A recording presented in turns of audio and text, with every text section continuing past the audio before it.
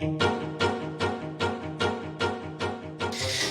and welcome to what is the 122nd episode of the Adoption and Fostering podcast with me, Interviewer 1, and him. Interviewer 2. Oh, we're just kidding. It's me, Al Coates, and him. Scott Cass and Rennie. We couldn't not, could we? Oh, we were deeply offended. We have names.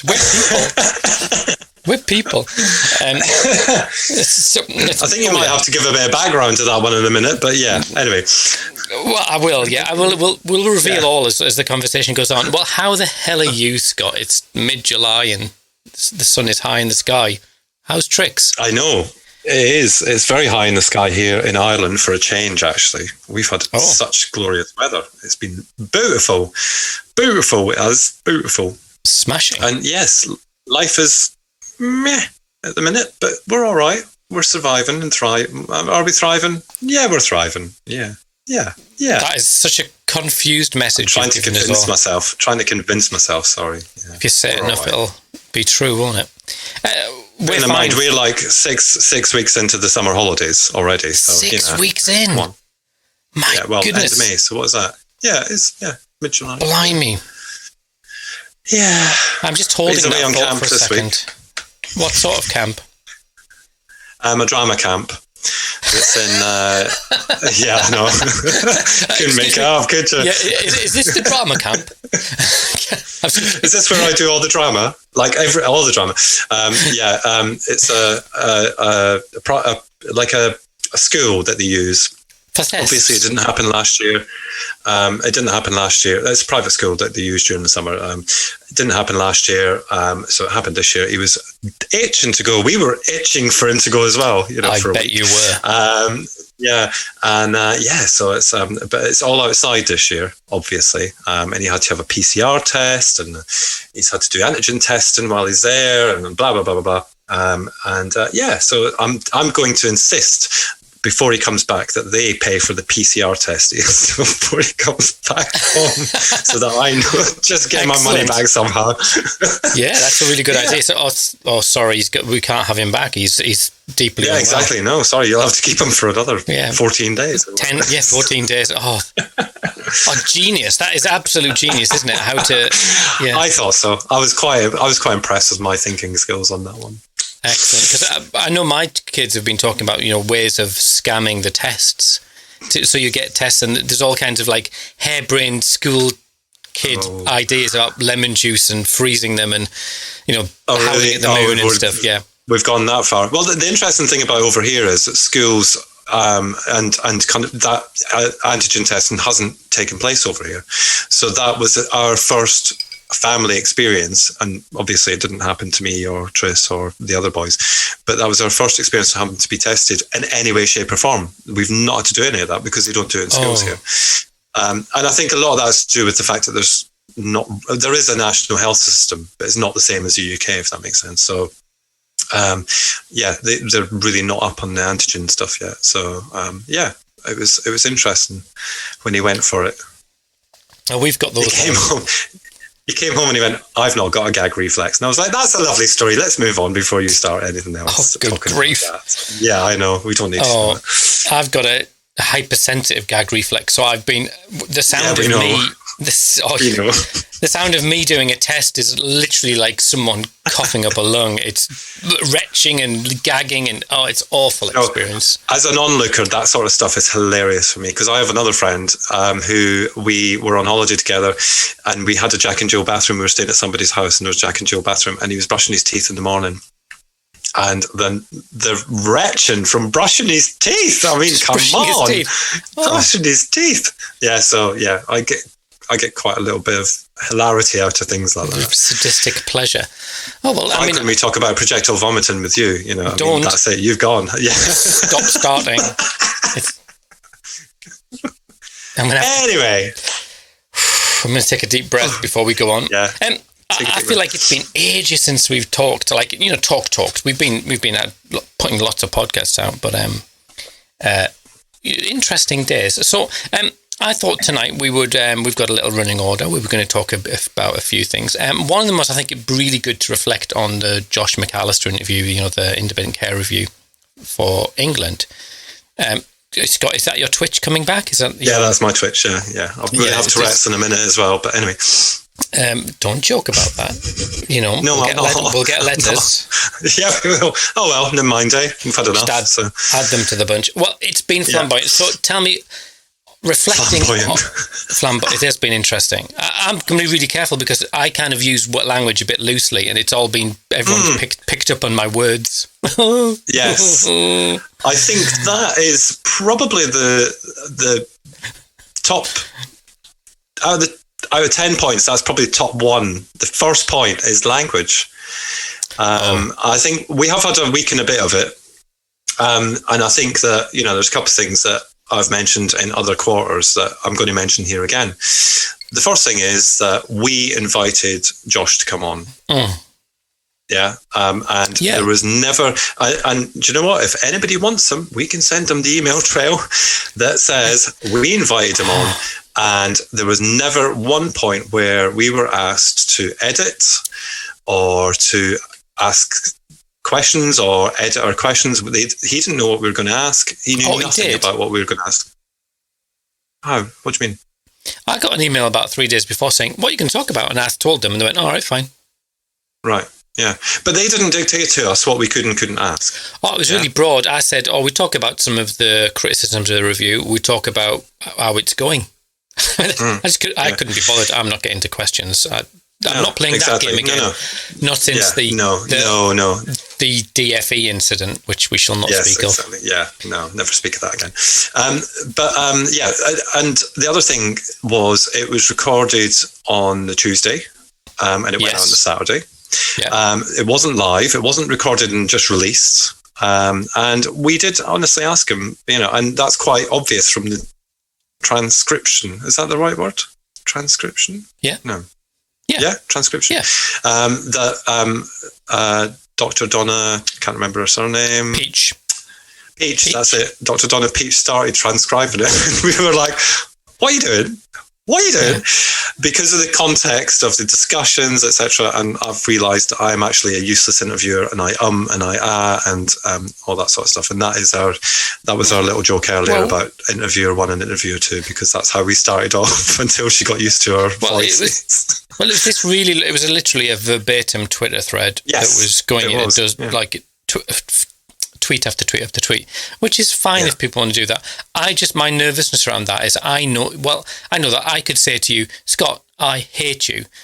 And there's so many ways I can put an intonation on that, and so many contexts that it can mean a dozen different things to a dozen different people in different ways. Yeah. It's only a shadow of what was actually communicated. Yeah. Because you don't hear the tone, you don't hear because you have said quite often on here that you hate me, but you've said it in a jokey manner. Even though you mean it, you said it in a jokey manner so that people don't think you actually do hate me. And that's fine. I get that, Well, and it's true. I do hate you. But I'm ending this call. Goodbye. I've taken solace in it because if people want to listen to it, it was the episode before last. It was a week past Saturday, whatever date that was. The first one in July. And I think for me, what was really interesting was there was sort of Josh was really pleased with the interview because then the care review tweeted different snippets of it. And then lots of people who perhaps had alternative views to that then quoted bits of it. And I thought, well, in one sense, we've got a little bit of balance there because everyone came away thinking that it confirmed what they thought. Yeah. So it was a fair reflection. And we weren't, we've been ongoing even till today. We've had sort of difficult email exchange or private message exchanges and people genuinely thinking that there was some nefarious plot because we didn't ask for questions beforehand, like from the general public or from the community. But to be honest, it was sorry. No, I was just going to say, I mean, if we were to have done this with this, we have an hour, and any more than an hour on a podcast, people start to go, okay, that's really boring now, and I'm going to switch off. All right. We try and stick to an hour where possible. We have some podcasts that have gone over that, but that's because of the content, or we've been in a flow, or we've been talking about something that's really relevant. Now, I'm not saying the care review isn't really relevant. That's not what I'm saying. I'm just saying an interview with someone that. Like Josh. Yeah. And we're laughing, but that's our podcast. We've been criticised for kind of having a little bit of a humorous edge to it. Now, I'm really sorry if you took offence to that. You're probably not listening if you did take offence to it, because you've probably blocked us and all that. That's fine. I get that. But that is our way. That is what we base this podcast on. We base it on our humour in terms of, we make a really tricky subject listenable in terms of a podcast. And that is our approach. And I make no apology for that. But I also make no apology for having a guest on who I am not going to treat any differently to any other guest. Okay. We had an hour with him. Okay. And we had an hour that we try to address as many issues as possible. You've pointed out your language, not bad language, just the way you word things. I was thinking afterwards, and I there was people saying about the kind of the vitriolic kind of exchange of tweets and exchanges on social media and stuff, and it reminded me of what that referred to, who that referred to, and I acknowledged that actually, had we not necessarily researched properly, because we had done our research, but we should have kind of created a bit more of a balance to that. However, that said, that person felt attacked, and that's how they reacted. So, we were just interviewers. The thing is that language of, social media frenzy, vitriolic Twitter attacks, that was our language, and Josh went with it. That was fine. But to be honest, I have seen that on Twitter, and that was not everyone. If people kind of go, are you saying that was me? Well, not necessarily. It may not have been you. You may have had quite a robust exchange, but it wasn't frenzied, and it wasn't, it wasn't vitriolic. Exactly. Yeah.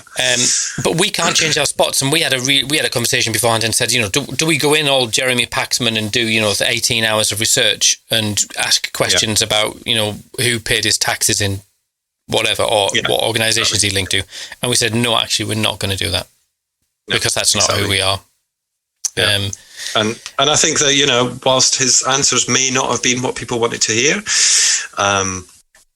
we asked questions that were relevant to us in our position. We aren't here to represent a community that we're not a part of, and that's kind of another part of it, isn't it? It's the care review is as it says on the tin, really, that's really it. Really, I just think that people need to realise we were interviewing him. We aren't Josh MacAlister. We're not part of the care review. We are not paid by anybody to interview anybody. We do this as a hobby, and I think that I know. Yeah, if we are paid, it'd make your company seem a bit more worthwhile. But take the sting out of every conversation. Yeah, exactly. But I think that's what bugs me, is the fact that this is a hobby for us. In terms of we bring our personal experience to the adoption and fostering podcast, and to be kind of what's the word? Targeted by messages and tweets and things like that. Actually, it's not nice, guys, and you put yourself on social media, you have to expect some of it. But for some of us, to read kind of written form out of context, because sometimes it is out of context, it's not a nice thing. So, I didn't. I was okay with it all. I think. No, you're all right. You've been replying to people. You've been challenging back. You've been. Well, I'm happy to push back, because I don't think I have to justify anything to anyone. I'm not the bloody BBC. I don't have to be balanced. Actually, I don't have to be balanced, because I'm not a public servant, and I have my views on the care review, and but I didn't necessarily express those, and I'm a pragmatist by nature. I'm not, and I embrace some of the views that have concerns. I totally am on board with that. But and I totally agree with you on that. Yeah, totally agree with you on that, because I do as well. Yeah. But, we didn't treat him any differently to the way we would have treated any other guest, That's it. Yes, that's fair enough, isn't it? I mean, but I guess it's difficult, and I think that I can understand the frustration, perhaps that Josh afforded us access that other people maybe haven't been afforded. That might be the one fair criticism, not of us, but of Josh. But I don't know. I don't know if they've asked, and I don't know what he said to them. So again, we didn't cross any palms. We didn't promise, favourable conversations. We probably just listened and thought these two half-wits will never get to the bottom of it. If it was, you know what I mean? if that was his, if that was his intention, okay. That the northern half-wit will never outwit me. I just think we asked. He said yes. Yeah, exactly. Yeah. And he said he would come back again. So, I'm up for that. I think when the review comes out, we'll see what the proof of the pudding is, Yeah. Fun and games. Anyway, shall we move on from that? Because I feel like we needed to get that out of there. I felt I needed to get that out of there. And it's out there now, and that's it. It's still going on. I'm still having. Yes, I know. I saw them. I saw them today. Yeah. Interesting private messages with someone who thinks I'm the devil. But anyway, I don't think they think I'm the devil. I think they think I'm just a patsy, a government shill. Let's call me a government shill. I'm happy with that. Are these messages to your own private personal account? Is it? No. These. I don't know. Okay. Yeah. No, okay. I know the ones you mean. Yeah. I've seen them. Yeah, you have seen them. I've seen you not. I've noticed you're not joining in. Anyway, I'm not engaging. No, the only engagement I did today was I was so incensed by one of the messages that I ended up hoovering and mopping my kitchen floor out of frustration before I just killed something. Whether it be a bee or I would never kill bees. I've got a little strip in my garden for the bees. But That's where we're at with this. So yeah, my kitchen floor got cleaned, so everybody's happy. The dog can now eat things off it and stuff. Well, that's a window into your home life, just throwing food on the floor for the dog. Anyway, but let's not. Yeah.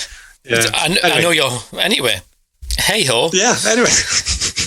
So that's been interesting, but I think we knew that was coming. But more to the point, we're speaking to Professor Julie Selwyn. Not much point talking about it before we talk about it, but I'm really, to be honest, I'm slightly nervous because I'm a little bit of a fanboy. There you go. Oh yeah. Oh okay. Yeah. Because I'm excited as well, but more because I want to. So obviously, all the research that she did that was published. What? 5 years ago, is it? Not 2014, beyond the adoption order, which is it that long ago? Yeah. Seminal piece of work, which you can look at everything that's come off the back of that. Yeah. Really excited to talk about that. So that's to Dr. Julie. And I'm interested to see how it's moved on, if it has, what's changed, how she's been. Yeah, it's going to be a good one. It is, but by the time this comes out, there's no time to give questions, so I apologise. That's deeply frustrating for anyone listening. Sorry about that. Scott, I have been I'm conscious that we haven't really done a bit of a roundup, and I can think of a few topics, but I was just a few things have happened on social media and a few things have been pointed towards me, and I'm just thinking we're at a bit of an unusual point in relation to adoption. We can talk about adoption, I think, and also in just that we're sort of between here and there, I think, in the UK, and it's interesting days, I think, and I know that there's probably some announcements coming. I can't say what they are because I'm not sure whether it's confidential or not. But I think we are probably. They are. Oh, do I? Right. Okay. Then we were told not to say anything. Oh, well, I was. I usually think they're speaking about someone else when they say that. I knew you were going to say something like that. You did this once before with something else. And when there is something happening in a couple of weeks, we're not going to say what, but last time this happened, I went out and just did it on Twitter. Right. Well, that was because you got an email. I didn't get an angry email. No, but you got a shut up, Al email. Yeah. Well, yeah, that was about the Adoption Support Fund, wasn't it, over Christmas? Yes, it was. Yes. Yeah, and how well, that just indicated a real frustration. I'm happy to talk about that because I think that was really frustrating that there was an announcement saying the Adoption Support Fund was going to be extended for another year. So this is historic. This is going back to last Christmas. And all my point was, why can't we tell people this before Christmas? Because it's good news. Yeah. It's a lot of people are really anxious about it. But then they didn't. And then someone who knew accidentally leaked it onto Twitter. And the minute they did it, I thought, right, we're in here. Yeah, so it's not my fault, but I'm certainly going to surf that wave, baby. Yeah, exactly. And also the other frustration is another year. So we're going year to year with it, God. Because our children and adopted teenagers and, teenagers, special guardianships and blah, blah. That's all, their life is just 1 year, isn't it? Let's face it, rather than actually thinking ahead. Anyway. Yeah. No, that's fine. I got sent, Helen Bonnick emailed me and said, there's this really interesting piece of research. And I thought that would be helpful to talk about maybe. You did send it to me, didn't you? I think I did, didn't I? Yeah, you did. No, I'm not sure I did. Not a chance. Anyway, don't worry. It was in relation to adoption disruption, and I thought off the back of the conversation that we had a few weeks ago in relation to safeguarding and adoption and safeguarding and fostering, it was a really interesting piece of research. I'm going to give you the title here now. Here it is. It's called Experiences of Adoption Disruption, Parents' Perspectives, and it's by Elizabeth Little, Paul McCaffrey and Brian J. Taylor, and they're from the University of, I've just lost it, Belfast, I think. Ulster University. And sort of done it with a little bit of support from Adoption UK in Ireland. Is that what they're called? Adopting Ireland. You know that. Adoption UK in Ireland. NI, yeah. And I just thought it was a really fascinating, because I think it's an area, even referring back to what Julie Salmon had said about the Beyond the Adoption Order, it was kind of hinted at, and there's just constant, you see organisations like Special Guardians Adopters Together there, it's one of their key kind of messages about how local authorities deal with it, how it's managed, how it's supported post-breakdown, what is a breakdown, what is a disruption? Is it a breakdown of the relationship, or is it a breakdown of the actual legal relationship? Lots of really complicated questions. But what was really interesting, and I think, is that because anecdotally, most people who've been around this community long enough you can look at stuff and sort of say to people, well, you'll know people who've experienced it, or you'll know of people. And we can draw conclusions about why that's happened. But it was interesting to see some actual empirical research to say, hey, here's some actual reasons. So are you on board with this conversation? I am very much on board with this conversation. So they sort of highlight very much that it's associated with three primary factors, and that is older children adoptions. It's a high prevalence. That's interesting. That's interesting. Yes. Really? What is older? What is older? That is a really good question. Well, I mean, I think in the UK context, we'd say 5 and above is older, wouldn't we? Would that be the... And I find that so interesting because, and I mean, I'm a very, very small piece of the older adoption thing. I know that, right? But because your children were 8 and 7, weren't they? Yeah, 8 and 7 and 7. And so that is old. That is a lot older in comparison to 5. But we also know that up to kind of 9 have been placed for adoption in the past. So I find that a very interesting thing, because I always, when I think about the kind of the setup and the layout of our family now, so many years on, like Brandon was 22 yesterday, Fraser was 23 last month, and Jacob is 15 in a couple of weeks. And I just, we've gone through our struggles and what have you, but I don't know if maybe I'm ignorant to it, if that makes sense. Maybe I just take it all on my own shoulders. I don't know, but I kind of assign some of all of that to the fact that they were a little bit older. So I'm not part of this research. No, I didn't take part in it. Well, actually, it's I just find it really intriguing. It's referenced here by, it is referenced Julie Selwyn's research. So that's, the snake is eating itself, which was 2015. Forgive me, it's not 2014. She probably, I was thinking when she was writing. She'll rip you a new one. She'll snap mine like a dry twig. She'll take none of this Josh MacAlister nonsense. Professor Julie Selwyn, she'll keep us two in check. She said that, 3.2%, but also that approximately 25% of adoptions encountered serious difficulties. Now that's 2015, 26 years ago. I would imagine they're similar. But again, it's just that you get into these really complicated conversations about what is a disruption. Yeah. I don't know. I mean, and the move towards older adoptions, Krish Kandaya, head of the Adoption Special Guardian Leadership Board, has sort of got one of his interests is older adoptions. And when we say older adoptions, he's thinking of more like a US at 15, 16, 17. So the foster children are not aging out into that whole dynamic. Which is culturally not our norm, but in the US is more normal. I don't know how normal, but it is more normal. Anyway, the 3 points. Second point. Inability. It's okay. It's going to be a long night. Instability in. Let me get to it.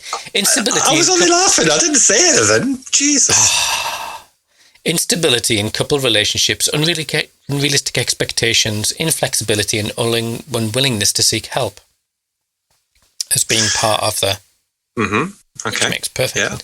Interesting that the instability in couple relationships, which I think, again, we come back to that, the impact of caring for children who experience adversity wobbles. Yeah, and also the kind of the experience that perhaps one or both of the parents have had in the past in terms of their own childhood or, whatever, and also the reasons for coming to adoption, if there's been an issue around infertility or something like that, you just don't know kind of what, so again. The potential for all that, Yeah, exactly. Yeah. And the third factor is shortcomings in adoption services.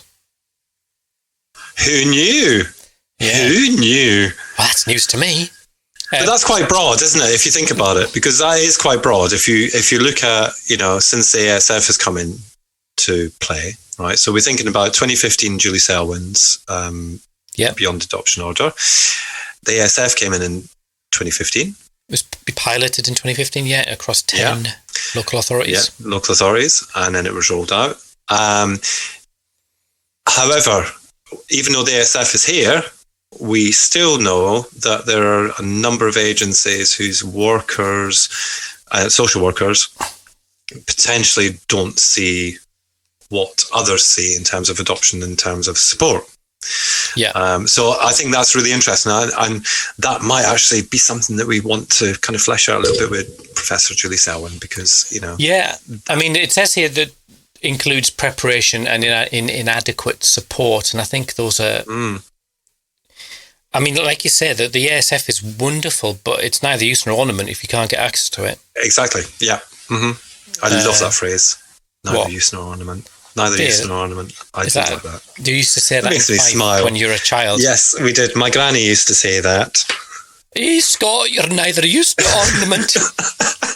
She used to also say you're as much use as a chocolate fire guard. But yeah. Anyway. But I just think it's really interesting, and I'd really recommend people. I'll put a link to it, but I think it's paid. Yes. So that's a bit of a pain. But I sort of said, where can I get it? On Twitter, and then about 18 people goes, I can give you a copy, but don't tell a soul. So you definitely sent it to me, because that was definitely what you sent me. Yes, thank you.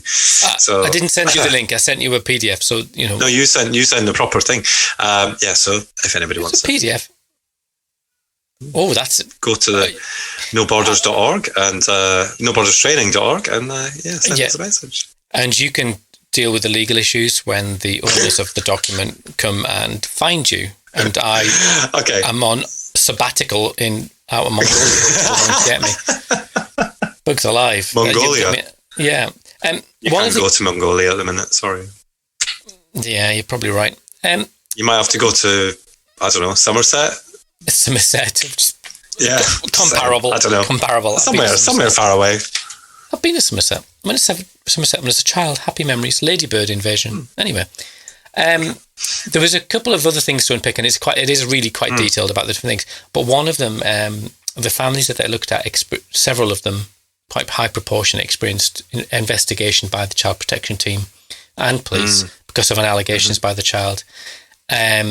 all of the investigations, there was eight families that experienced that. All but one investigations were dropped and the children remained at home. However, parents spoke of the procedure as highly distressing and undermining their parental role, and that having a sort of a cumulative effect or being part of that, just that broader context that just pushed them off the edge, which I think, I've got friends who've, recently had an allegation, and it's just absolutely devastating. Just, they know the system, they know it's not true.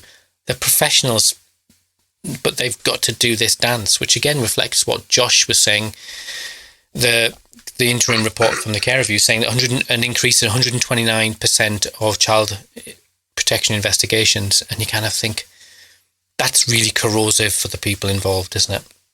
Yeah. In it, champion. So that was that, and I really recommend people looking into that, and we'll probably unpick some of that with Professor. She probably is a doctor. Professor. She will be a doctor. Yeah. No, she's a professor, isn't she? Well, I think it's... Yeah, she'd be... What's higher? I think anyone can be a doctor, but to be a professor, you kind of linked to a... Well, can I be a doctor? Yes. From now on, we'll call you Dr. Scott. Dr. Scott. But you need... Professor is like a role within an academic organisation, so you kind of... Right, okay. Doctor's a qualification, professor's a role, I think. We'll ask her. Okay. We'll ask her tomorrow. And no doubt by then people will have gone on the keyboard and told us. So yes. Don't worry though. Dr. Scott, we'll all be fine. Dr. Scott. I feel like that's a little bit no, shut up, Scott. Move on. Oh, I'll move on quickly. The other thing I was wanting to talk to you about is, I had a real... you talked about being absolutely livid in relation to a direct message that you'd seen, and you had to do some furious hooving, that sounds like a passive-aggressive sport. I used to work with a man who used to... if he was stressed, he would get... It was like he ran the business, it's like 30 people work there, and you could tell when he was stressed because he would start hoovering. He would just randomly... Oh, really? He'd go and get the hoover out, and he'd be hoovering frantically, trying to... Yeah. It was a very odd place. You wouldn't have liked it because the carpets, it was a steel fabrication shop, so there was lots of oil in the workshop, just, from cutting steel, but it got dragged into the offices, so the carpets... Oh, that'd be my worst nightmare. The carpets were sticky with oil, and there'd be bits of swarf, the steel swarf. Oh gosh! Oh, it's just Do people work in these conditions? Oh well, I worked at a place. That was us, and there was several workshops, and there was this one down the road. I'll not name the name of it, but every Christmas I had the job of. I did this for years. He would say, "Right, go and give out all the calendars and say Happy Christmas from us." People we've worked with. And I went to this other place, and it was literally like it was like Del Boy's living room, and that was their office. So between the secretary and the managing director, there was a fish tank set into the wall. And so there was a floral pattern wallpaper, like from, literally with 3 ducks on it, and a big patterned carpet that was sticky, literally squelched when you walked on it. And I walked into his office, and he was sat there, and he was a larger fellow, like in his maybe his 60s or his 70s. And hi, son, because I was like 30. And I looked, and he was using his desk to feed his cat, and he just literally was pouring cat food onto the corner of his desk. Oh my God. And there was cats everywhere. And then I looked, and there was like 7 or 8 cats. And those cat homes, in the corner of the office, there was a cat home, and I was thinking, this is just the world of strange. That's not a funny anecdote, but it's just... No. If people DM me, I'll tell you where it is, and you can go and get something made there. It's a window into your life. Oh, I did that your for previous years. life. Yeah. Oh, it was just... Yeah. I worked at it was a really odd place called Seaton Delaval in Northumberland, and really odd experiences. So things like people would come in and not bring money, but they'd bring black pudding. So they'd want like a half a meter of a bit of steel, and they literally would bring black pudding and go. So everyone would get he'd pull out a knife, and we'd all get like 2 inches of a bit of like a huge full size black pudding. He'd cut it up, and we'd all get a piece. It was just. This sounds like olden times. Yeah, well, it was really odd, and we'd find people in those guys who would come in just for the crack, and they would they'd be having races with the mobility scooters in the workshop yard. It was just the world of the strange. I have no idea how we got to that point. Well, I do, because you said that there was something incensed you. Furious. And I know what that is, but off you go. I just, there was those unfortunate months where it became really clear that people were very unhappy about people oversharing about their adopted children on social media. I remember it very well. Very, very legitimate criticism. Yep, which majority of us have looked inside, acknowledged our mistakes, and made changes. Yeah. I mean, I've taken down some posts. Actually, as recently as a few months ago, I went back through about the last, because I've got millions of blogs. I couldn't be bothered. I got to about 50 and I gave up. But I took out specific ones for really good reasons. And I just thought, actually, it's a bit too close to the knuckle, or it's a bit too revealing. But I went onto a blog, and I'll tell you what the blog said, because I was genuinely gobsmacked. So it was talking about children, and they were talking about children who weren't no longer getting contact letters from their biological parents. And the question was, I don't know how I'm going to tell my child when they get older. And there was also a photograph of the child. So it wasn't like like you and I would do a photograph of a stock photo or a random photo. And I just thought, we're still there. We're still there. Yeah, I was genuinely like, but you're saying you don't know how to tell them, but you're telling every other person in the world has got access to that. Yeah. And I just thought, wow, what is that about? Is it like, wedding magazines? You only need about 10 months of different editions, because by the time people get to the end of it, it's a new set of people looking at a wedding, so they just roll them out like pregnancy magazines. They just have nine editions, and they just keep them rolling. Is it that the adoption? Well, it's true, isn't it? You only need 9 editions for a pregnancy magazine. True. Yeah. Because then people move on. But the same within our community, that the lessons learned by the generation before are just being forgotten, and I just see this whole rise. And it's not stuck to a particular format or a particular community, but just people starting to really overshare again. And I don't know how to address it. I mean, is it my job to address it? Is it my job to kind of privately go, oh, excuse me, I saw this. Does that make me an arse? I don't know. I mean, I'm an arse for lots of other reasons, but not that one. You are. Yeah, true. Yeah. Furious Hooverer. I think, well, I know the blog because I sent you the link, but because I thought, what can I do to wind Al up today? I was spitting feathers for about 4 hours, furiously hoovering. I can imagine. I can imagine. I should think Mrs. C was delighted. A whole lot of them left me to it. I'm sure she actually had to go back over it when you're done. It's an interesting one because, again, we go back to, we've mentioned this a couple of times, haven't we? This kind of sale of adoption, and that's what it is. You and I used to share blogs and share information that got questioned, as did a number of other people get questioned on it. I don't think I ever got questions.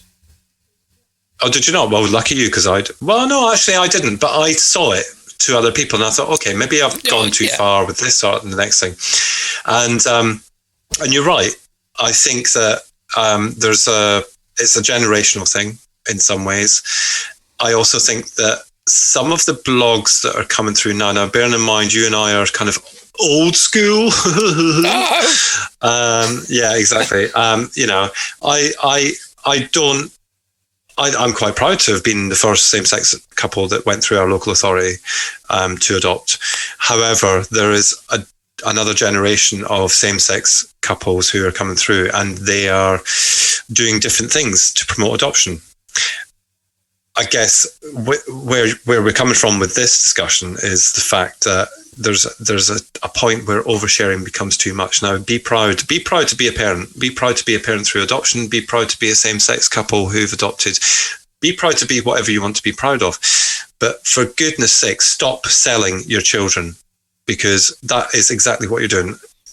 because these blogs are also an income, but that's different. That's the because difference. they are, no, but they're all they're related. They are related. Okay, so the ones that we're referring to, and I'm not going to name and shame, because I don't want to be like that. But if you DM Scott, he'll tell you. Yeah, yeah, quite happy to. As long as you're nice. If you're nice, I'll tell you. If you're not, I won't.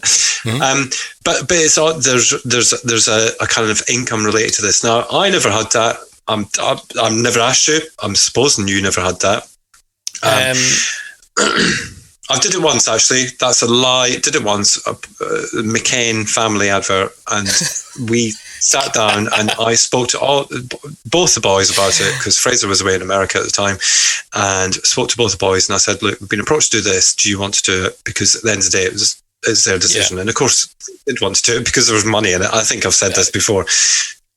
Money and chips. That was the one time. Yeah. No, we didn't get any chips. The evil idiots didn't send us nothing, honestly. I'd have demanded a lifetime of chips. Yeah, exactly. And it was a one-off. It was a one-off. And to be honest with you, it didn't really sit with me. I've done interviews. That I've asked the boys if they wanted to be involved in. So we did a Sky News interview on siblings. We did an ITV interview about First Christmas for Jacob. It was all stuff that we were approached for, but I asked them, and we never, not once, apart from the McCain thing, did we ever get any financial recompense for it. But these are different. These are different because these are intentionally sharing stuff to then promote and to be sponsored and to be hashtag ad, as they have to put on Instagram now if they're promoting something. And I just think it's not the right way. These kids deserve anonymity and privacy. Okay, there's a number of biological parents who would never put their children online with their faces, with their names, etc., because they believe that that's a decision for them to make when they're older. And it's different if it's just a Facebook page, as in your Facebook profile, and you're sharing with your friends, and it's, you know, private and blah blah blah. That's different. This is publicly selling.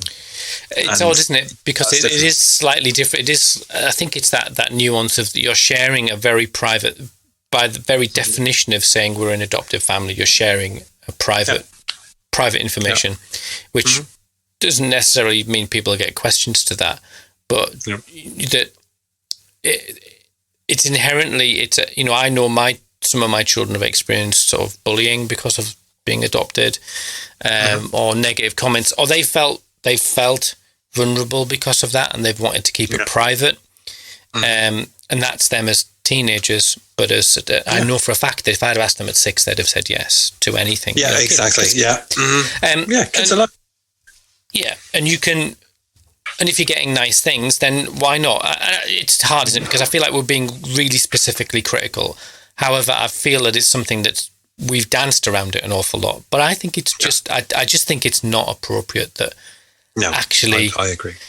If it's a biological child is different, but again, like you said, some people are quite very protective of that. But let's put it this way, Al. Like, we've listened to the adoptee community, and they've said, "How dare you share information like that about your child?"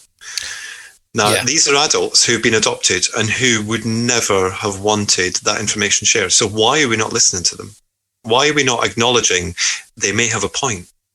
You know, a lot of us have, and I can think of various names, and I'm sure you can as well, especially on Twitter as an example, who use pseudonyms. They use initials for their children, or they use pseudonyms for their children. They may share stuff, but actually, unless you were digging deep into the internet, you wouldn't know who they were. And I'm fine with that. I know probably the majority of them in real life because I know of them, and the same way you do. But actually, when it comes to the public thing, they're looking for support. They're looking for, advice, and from kind of the older adopters who maybe have been through it. So they've come onto that kind of platform for advice and support. That's fine, but that's a different thing.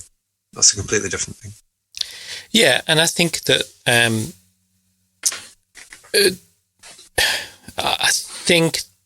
there's a whole range of ways you can look at it. And I think that as a community, there was probably that period of adoptive parents who were perhaps overshared.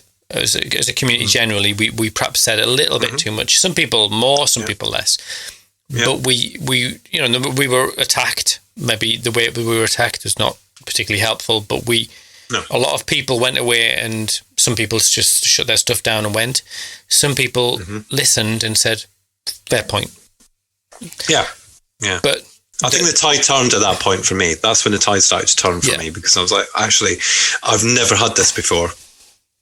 Like you, I probably wasn't specifically kind of engaged with on that. I think a lot of that is to do with the fact that I wasn't using a pseudonym or anything like that, because some of it was about, you think your pseudonym is privacy, but it's actually not. There was a lot of that, but at the end of the day, you are you and I was me on social media. I started off as gay adoption dad with no name and very kind of locked down, and no mention of kind of names and initials and all that sort of stuff. But as time went on, my kids were comfortable with it. They were old enough to say, knowing that there was there was nothing in it for them, but knowing that actually it could help us as a family, and that's the difference. I found being myself quite a protective factor, because it meant that everything was identifiable. So then it made me really careful about what I said.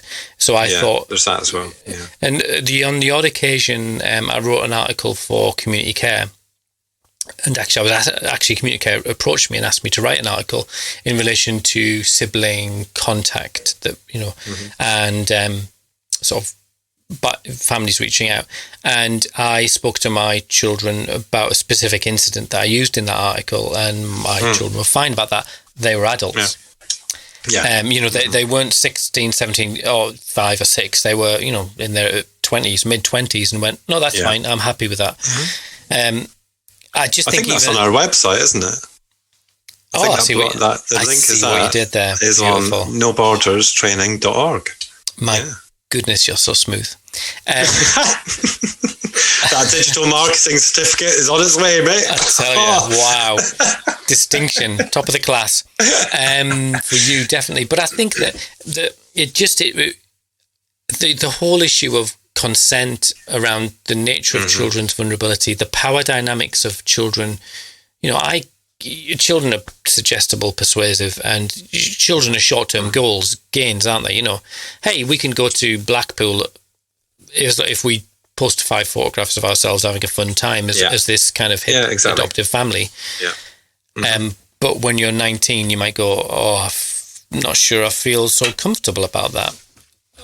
But at that point, does everything have to be deleted? And is there a sort of a fracture with an adult brain going, oh, hang on, was I a commodity? Yeah. Yeah, exactly. Yeah. And of course, there'll be some kids who go, no, I was fine. I loved every bit of it. And, yeah, of course. Yeah. All those chips. I mean, that's the other side of it. Yeah, exactly. Yeah. And that 20 quid. Fine, isn't it? Slipped you 20 quid. But I just think that, I mean, that's up to the adult then to decide if they're comfortable with it. But we're making a decision based on the excitement of, oh, well, you could be on the telly, or you could be in the paper, or you can be in this magazine. That's very different. Because, as a child, of course I would have done. I wanted to be famous when I was a kid. Oh, yeah. Who didn't, Yeah, it is. But when you're 19, like you say, when you're 19, 20, you might not be like that. So, let's 25. Just have a little bit of, or 30. Well, and some of the stuff I did anonymously, I wonder, what was I thinking? Why did I say those things? It was a different time, a different kind of experience. No, I think that it reflects that we need to listen to adopted adults more, and just, we only get a slither of the community. There's there's over 100,000 adopted adults in the UK, but we only get a wafer-thin slither. But the recurring themes are, it's my story, but everyone owns it. I think every one of them has sort of somewhere reflected that idea that they don't feel necessarily a sense of ownership, especially when they don't know when that story is incomplete, that perhaps a birth parent holds part of a story that is not accessible to them, and a social worker owns another part of a story, and a foster care another part. Whereas for me as a biological child, my story was held by one person, my mum, who I was living with. And I just find that all really fascinating, how that can then really, it can never be resolved. You can never get to the bottom of it. But to add into the mix of that, then your story then being broadcast. And I think it was the specific nature of that idea that you're saying, this child doesn't know this. How on earth am I going to tell them? And you go, you've just bloody told the world, man. There's some kid who'll find him on Facebook and tell him, when he's 10, if you haven't told him. And that's private. That is private information that's complicated around birth family not being in touch. And there could be a whole raft of stuff about that, but that's no one's business. Anywho, that's got me wound right up. Yeah. I'll tell you what's got me wound up, because I was just getting bored of listening to your voice. And you've posted on Twitter our conversation from earlier. It's not like that every week. Overshare. Yeah, I'm a hypocrite. I forgive you. Yeah, just you are. Yes. Yeah. Anyway, yeah. If you've seen it on Twitter, you'll know what we're talking about. Yeah, just a slight microphone issue prior to recording beginning. There's a whole raft of things there that you've got. So I think that's probably. I mean, we could go on, and I will go on. I've been there is some stuff. I've been to a transracial the race disparity adoption group today, and that was actually really encouraging. That was really good. It feels quite interesting to think about alternative ways of raising adoption within communities of colour, and which includes lots of different cultures and ethnicities and nationalities and faiths. And that was really, I was actually really encouraged. And for a long time, I've been quite discouraged by that, but actually it was genuinely nice to be in a room where I was the only white person. And I'm there kind of from a transracial point of view.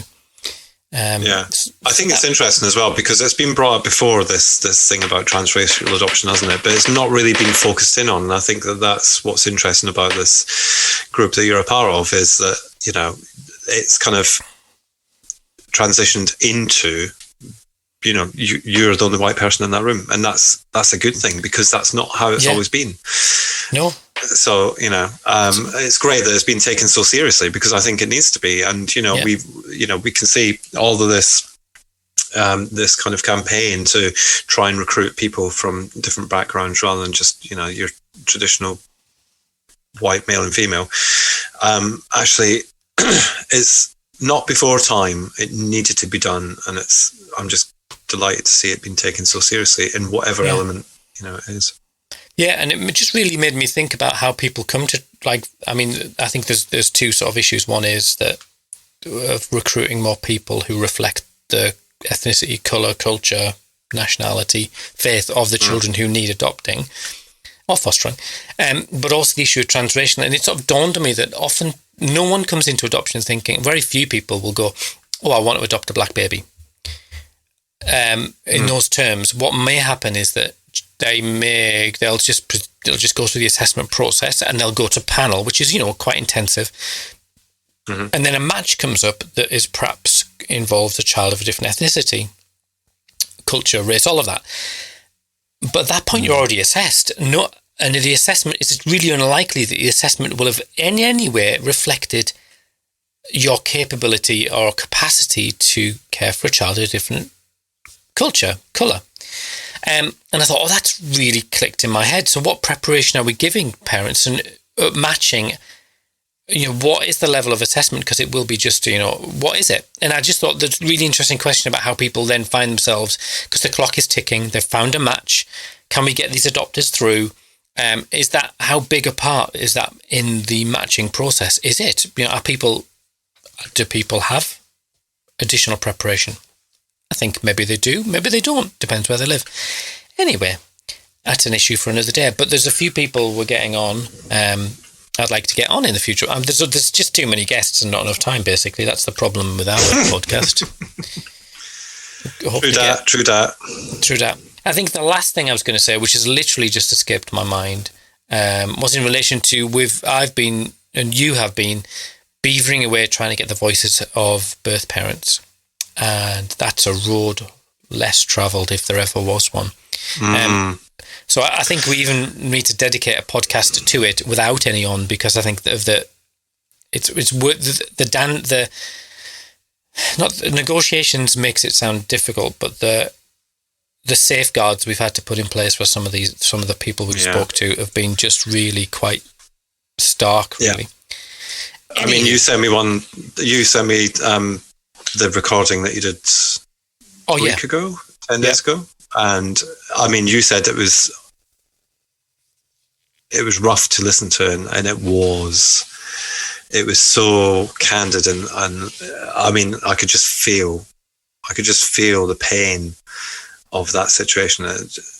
You know, unusually, because if we were able to listen to every podcast that we did or every conversation that we did, and you know, it would be lovely.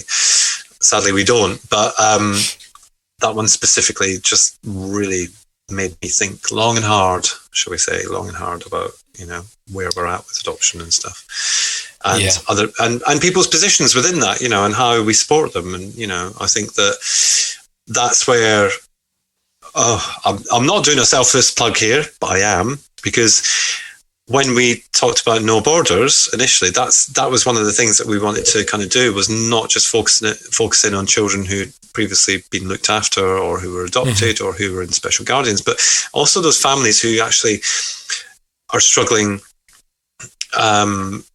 you know, biological families who are struggling and can't access support. And in actual fact, some of it crosses over, and you know, because we've been in that position, and because a lot of, you know, some of our trainers have been kind of working with families in that position, but it's not just accessible. You know, it's like, oh, have you done the Webster Stratton? Well, yes or no, and well, off you go and do that, and then everything will be perfect, and you'll be a fine family again, and that's it. You know, it doesn't work like that. So, you know, I think that's where, you know, we kind of acknowledge that journey for birth parents, and you know, it may not help, but you know what, if it helps one family just to kind of get their head around why their child is, you know, why they're experiencing violent or aggressive behaviour from their children, then, you know, why not? Yeah, but I think even the work, I know you're planning training on FASD, fetal alcohol spectrum disorder, and I think again that it's a big part of our community, the community we sort of come out of, but it's dwarfed by the impact on the wider community of children. 11 million children that are, you know, there's 11 million children in the UK, but I think that's where we want to take some of the stuff we've learned and kind of share it with those communities, because I think we don't necessarily realise how stark it is outside of adoption world. You know, we can sometimes, it's damned by fate and praise really, but things are okay here, but that doesn't mean it's not harder than adoption and fostering. It's still, you know, every day you just have to look on social media and see people struggling to get support, but step outside of this community and you'll see that we've got a lot more than other people. So I think that we want to broaden that out. And then I was gonna do like a comedy. You know, if you've listened to this podcast, you could listen to another podcast. Is that a good advert to do at the end? Well, I guess if people will indulge us, we've got a few minutes to talk about No Borders, which is what Scott's been talking about. But we're doing No Borders is just this idea of training that's slightly different. It's usually by people who either lived experience, but also academically underpinned, not just, you know, simple but happy people like me, people who've got some academic background and also can bring some real learning and experience to bear to subject matter. So we're doing Resilience in September. There'll be a link in the podcast blurb so you can go and find it, but we're doing, Scott and I are going to do Transitions in the autumn. We'll put the date on there. But we're also doing little mini podcasts through the No Borders podcast. So if you like this one, go along, subscribe, put a review on our podcast, of course, but we'll put the links in all of the blurb. And please go along there because we want to do something different, but we don't want it to be just a money-making scam. We want people to get something from it. So the podcasts, the little mini podcasts will be like bite-sized snacks. If you want the meal, come on the training. oh, like that. Your little advertising head's done a whirly gig, hasn't it? Oh, it's just gone. Yeah. You'll be up all night worrying about that. I will. Yeah. Thinking of things to say and do. Yeah. Not. What we've also got, we're resurging, regurgitating, reliving.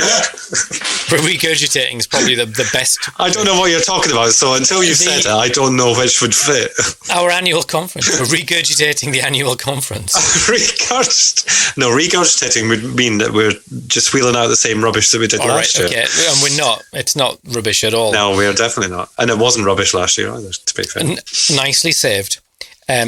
But we're going to talk about identity and adoption. We're going to do a whole day on that. So we'll again details to be in. But I mean, it's a way off now. It's November the 26th. Put it in the diary, and we'll get details. And it's going to be cheap as chips. There's more before then. Yeah, stack them high, sell them cheap. If you want to have a look at what we're doing, then go to noborderstraining.org, and then there's a number of pages on there. The training and events page is there, so I'll give you details of some of the stuff that's coming up. There's pictures of you and me. There is on the About Us page, as well as some of our trainers, which we are adding to.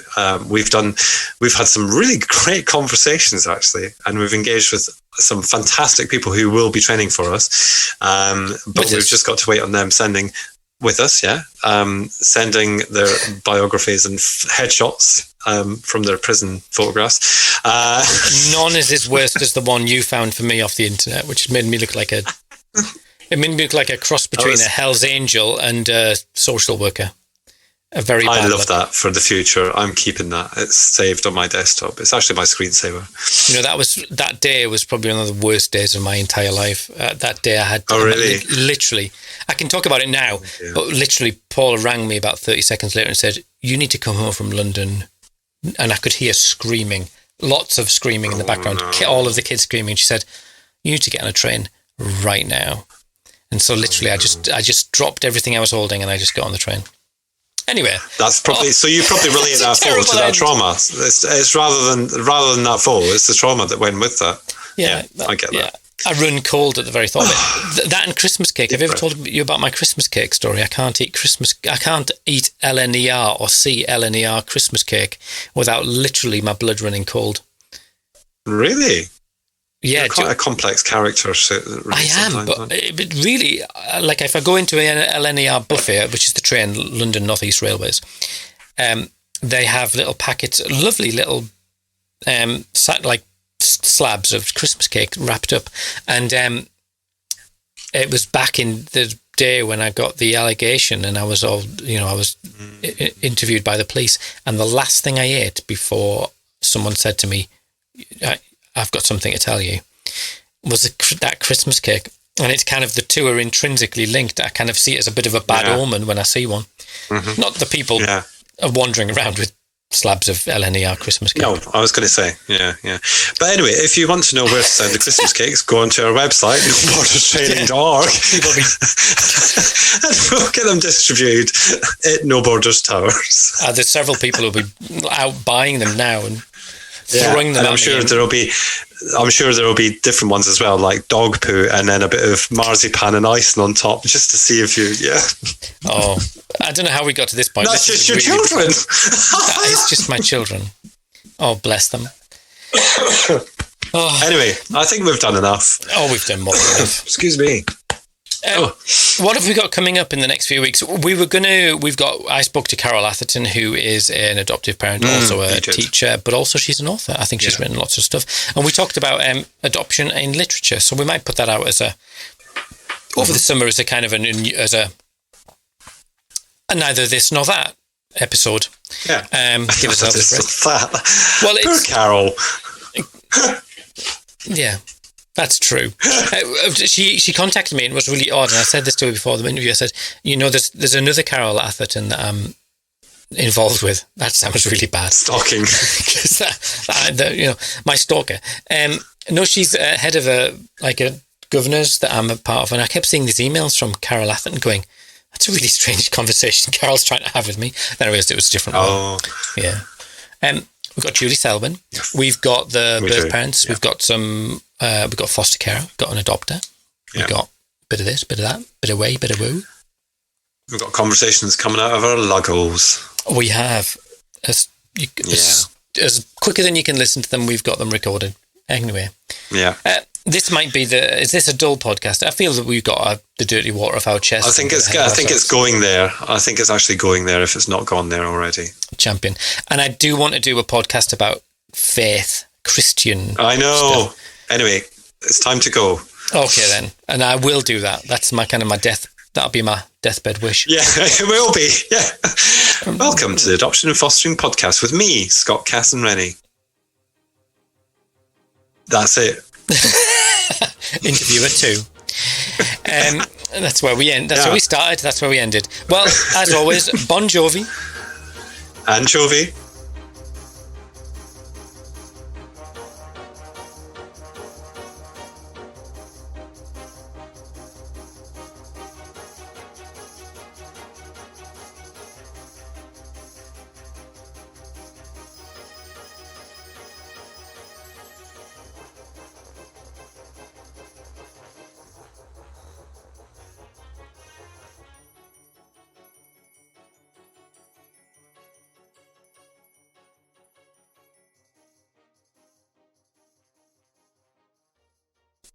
There you go. That was all right, wasn't it? Tris thinks you've got a death wish, want to do a faith one. He really does. He's kind of in the middle of the faith thing, but he thinks that it could well be the kind of nail in the coffin of the